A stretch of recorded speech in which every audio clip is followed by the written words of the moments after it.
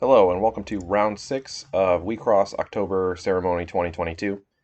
This is my journey through the rest of the tournament. As you'll see here, a little bit of a curveball in terms of my opponent, who is playing a mono green build, which we've already seen mono red kind of. It was Ancient Surprise, but it was all the Signy and everything were red.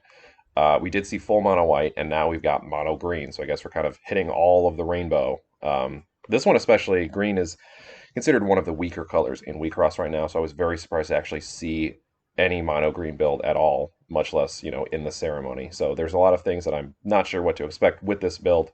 So kind of just got to play to the strengths of my deck and just hope it all works out for me. So I'm going first, a pretty standard opening, and thankfully I hit everything I need. I was able to I X echoed. I'm pretty sure I'm digging for a servant there. Although I remember I did have a lot of level ones in hand, so it was fine for me to discard the amethystal and because I had two Baphomets already, I'm pretty sure, and just slam those down, and then you get the full graveyard situation. So now turn one, I've got two 7Ks protecting me, which is really good. It's hard for basically any build to get through both of those on turn one without using. I mean, there's assist and stuff you can use obviously for that, but pretty safe situation right now.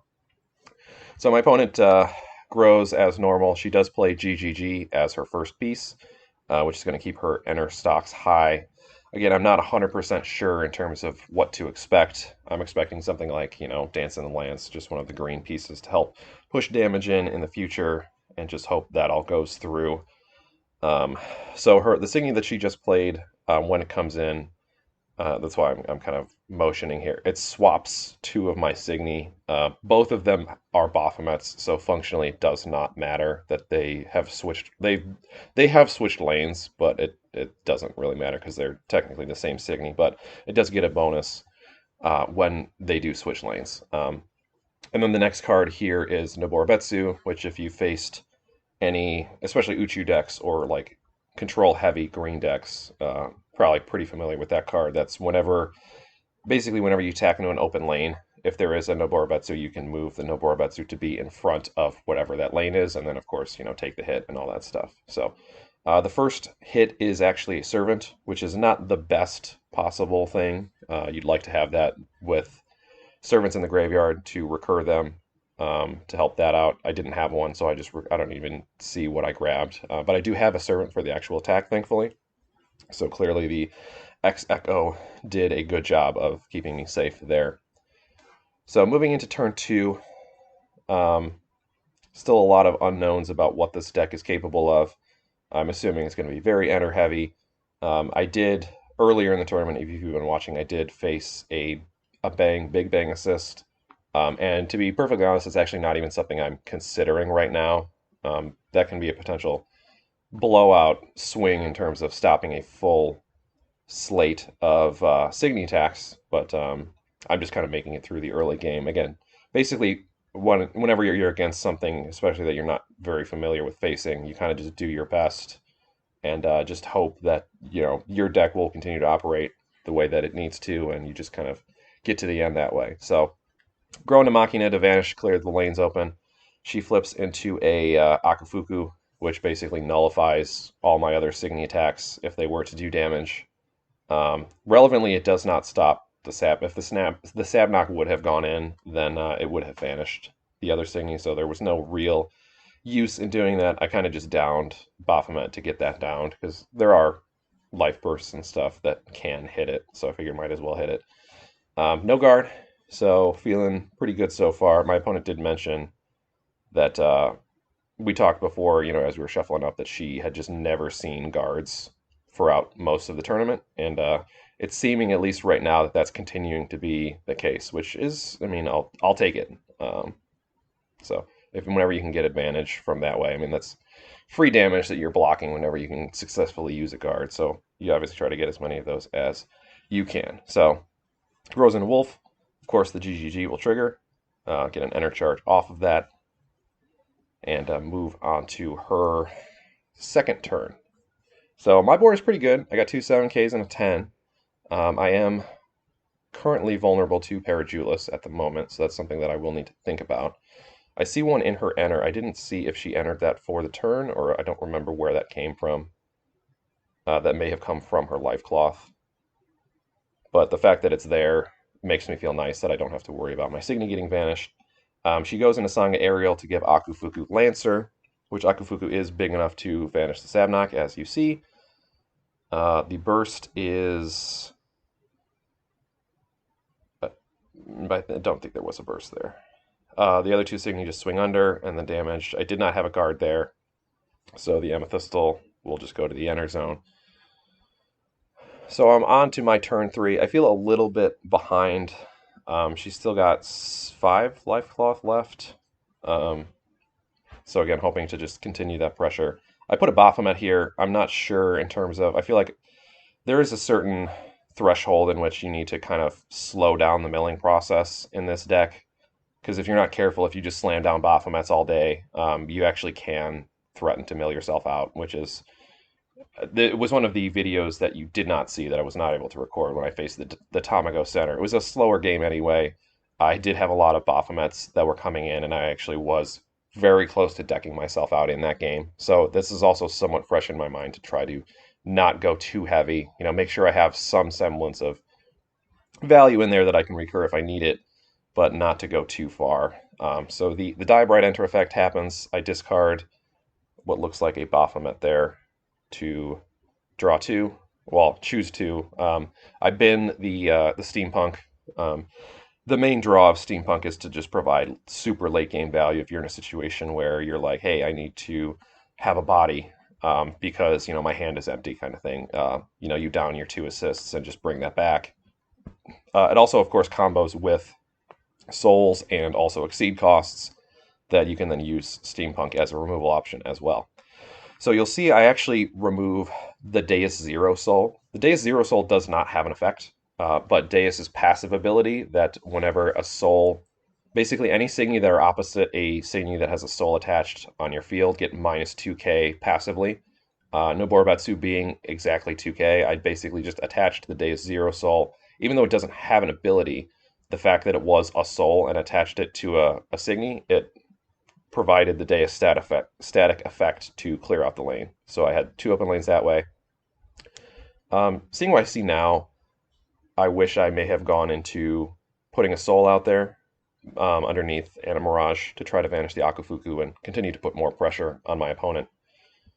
It ended up actually not mattering here, which is actually kind of nice. The vanish effect was to vanish, I believe, an up to 6... Or, no, I don't think it was up to, I think it was 12k or more, which, of course, Anna Mirage is. So that lane is now open. I don't think she had a guard there as well. So, again, her struggles of trying to find guards and just being unfortunate to... oh, that's where I think the Parajewels came in from the GGG enter charge. So she grows into Wolf level 3. With Wolf's enter ability, she enter charges for each level of her assists. So Bang is level 2, Song is level 1, that gives her 3 enter charge, plus GGG gives her another 1. So she paid 2 and actually generated 4 enter just by growing to level 3, which is really cool. Again, it keeps those coffers full, having a lot of options. So she's got a Tiger in the middle. If you're unfamiliar, and she's explaining to me what Tiger does. When Tiger vanishes a Signy through battle, it becomes awakened, and when it is awakened, it gets plus, I think, 1,000 power and gains Lancer. So it does not get that effect immediately. You basically have to become awakened and then survive another turn to actually get the full effect out of it. But it's a neat little ability. So, got a Tiger, 2 Akufuku staring me down.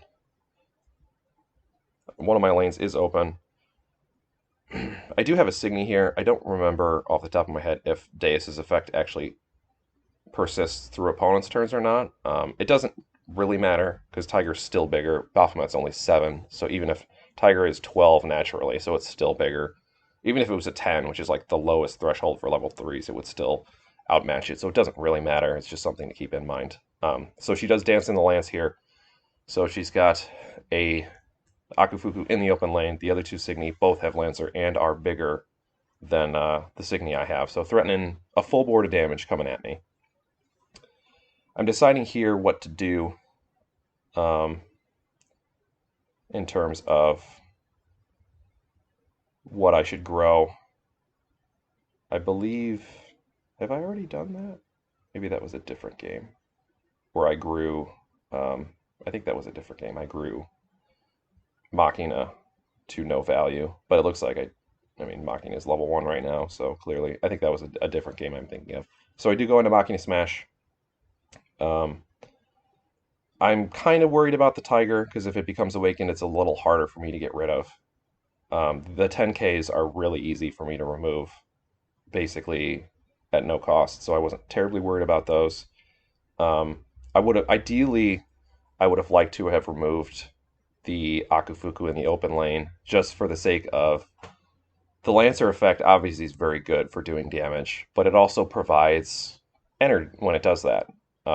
Like the Baphomet that I have on the field could have become a piece of enter that I could use for something else. So the first life burst, it was a Petum, which did not matter because her Signy were too big. The second one was Ereshkigal, which did matter because Ereshkigal is like minus 12k, I believe. So I did open another lane that way. I did take the hit with no guard, so I have to, the dark energy has no life burst on it, so that's another thing for me to worry about. So I'm down to one life cloth here, but I do know that she's used both of her pieces. Being able to kind of generate Lancer is really good. Well, before I get into that, so trigger victory happens, crush the life cloth. A life burst is triggered, and she, I think, returns something from her trash to her hand. Basically, I tried to, you try to trigger when your opponent, when you don't have a field, because minimizes the risk, causes the damage, etc. Because you never know what life bursts can be hiding in there, so to speak. Um, but one thing about Lancer, Lancer cannot win you the game if you have a full set of Lancer. If you have three Signies at all Lancer, if your opponent has a full board, it cannot do the last. Lancer does not do damage. It just crushes life cloth, which mechanically is different. You cannot win the game without dealing damage to your opponent. So in a green heavy deck, when the main source of pushing damage is Lancer, it can be hard to actually cause that last piece of damage. So I'm hopeful that even though she's down me to one, I mean my life loss is really low, but knowing what I know about green, I'm hopeful that I can kind of weather the storm here, find a guard, maybe find another. I still have X online to remove something from the board. So even though I'm pretty low, I'm still kind of feeling okay at this point. I play Diabrite, I discard an Amethystal. I'm pretty sure I'm searching for a guard here. Do not know if I found it. I discard what looks like a Lancelot just because, again, knowing what I know about green, Lancelot's not super useful in that matchup because there's not much that is lower than 5k that's like worth using. Green in general wants to have the biggest Signy that they can. So I do have a pretty big board. I've got Amethystal, I've got Anna Mirage, I do have an Exizax. Um, she grows into, I don't know the name of this assist. This is a Sangha assist. It allows her to take a Signy that's from her enter zone and put it on the field. And then she can pay an extra cost of 3 to vanish, I think, any target Signy on my field, which she will vanish the Anna Mirage here. Um, One thing I really do like about green, I mean, I like green as a color. It's still a little weak. Um, but the nice thing about green is that it really leverages using the enter zone kind of as a second hand. I mean, you see a life burst here. She can grab 2, or this is one where she pays 2 to vanish. But there's a lot of effects, and I think there's even a Sangha effect that you can use, like one of the Sangha centers. You can pull cards out of your enter zone and put them back into your hand or onto your field. So you kind of keep, your enter zone filled with targets you want to, I don't want to say reanimate, but in a way it kind of is the same kind of reanimation you see in black, just green pulls it from the enter zone as opposed to the trash. So she does have a servant there for the first time all game, although I've only had one, but we're even on that. But unfortunately, as you'll see, because of life burst effects and because of the Sangha effect, I actually have 2 open lanes here, which is a little bit of a problem. I still have X, so it's not the end of the world. So I have some outs. We see amino acid. We see, I don't know who that middle Signy is off the top of my head. Um, but I know, again, my history with green, I did play some green. I played a Wolf Center, card jockey for a while. I know how sticky amino acid can be, so as soon as I saw it, there's just no questions. Like, let's just get rid of that. I don't have to worry about it. The Tiger does go through. Can't do anything about that, unfortunately, just because I need to preserve my health as much as possible. The final life burst actually is a servant. It's extremely relevant because in this particular game, I do not have a servant in hand. So without the servant there, I actually would have lost to the Elric attack. So the fact that I hit a servant, I pull the servant back in my hand, and now I'm good to go. Interestingly, though, minor in quotes, pretty major mistake actually. She does not attack with her Elric. And I mentioned this after the game was over. I was like, by the way, did you know that you didn't attack on your last turn with your Elric? And she's like, I didn't what?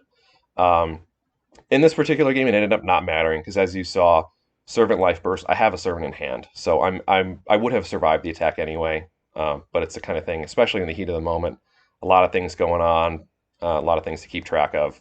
It's easy to make. You can see her wolf is still standing. So I have a deck count here. She has exactly 12 in her deck, which is going to be very relevant here in a second, because there you see the death deck. So I will use that as a way to kind of refill my hand a little bit. Vanish Signy, all that stuff is great. The most relevant mode right now of death deck is that it'll mill her. So yeah, we clear the lane. The most relevant, if I'm deciding what Signy to go and grab, but I will mill her for 10. So I don't remember what I grabbed. Oh, Anna Mirage. So she has exactly 2 cards left in her deck. Which, if you know anything about DXM, and specifically the cards that come in the deck, you may know. You may have an inkling for what may be about to come. It is relevant, though, that her Tiger is 13k, so I do need to do a little bit of finagling with that. So I'm doing the math here. I'm seeing what's in my hand. So I play a Enervating Melody first. I have exactly 3 enter again, thankfully. So the Enervating Melody to subtract power, and then I can't remember the name. It vanishes a Signy 12k or less, and additionally you can mill either yourself or your opponent for 2, which is exactly the number of cards she has in her deck, which is perfect because that's free damage, avoids the life burst. It's exactly what I needed at that moment.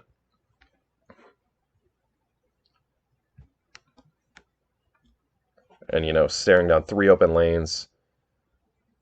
It's possible she has a servant in hand, but she's used both of her assists. But again, it's not over because we know she runs Akafuku. So if that last hit is an Akafuku and she has a servant in hand, this game's not over yet. So at this point, I know, again, like, it's still not technically over. It's looking real good. So I fill up my board with as much power as I can. Dark Energy at 10. Aresh Kagal. I have no Life Cloth, so I have Aresh Kagal at 13. The Life Burst it does vanish a Signy, I believe. But the Sabnock is still there. So we swing in for victory there. I don't know if she had a servant or not, whether that would have mattered, if she had an Akafuku or whatever. But so it was a good game overall. Big kudos to my opponent for going in with mono green into the ceremony. It takes a lot of courage to do something like that. And even still, I mean, you saw if I hadn't flipped a servant, that game was over. And she would have beaten me pretty handily. I shouldn't say pretty handily. I mean, it was a close game, but yeah, I mean, that game could have very easily gone south, and it wasn't something I was really expecting. So it was really cool to see something like that. I've mentioned this several times already. A lot of cool decks in the tournament. I had so much fun experiencing all these interesting matchups that I hadn't anticipated seeing. So, as always, thank you for watching. We'll have one more match here. At this point, I am 3-3. I don't know if I made that clear with the 2 games. I did lose both of the games that I was not able to record. So I'm 3-3 right now, hoping to hit 4-3 to guarantee, top 64. But stay tuned, and we'll see how that goes.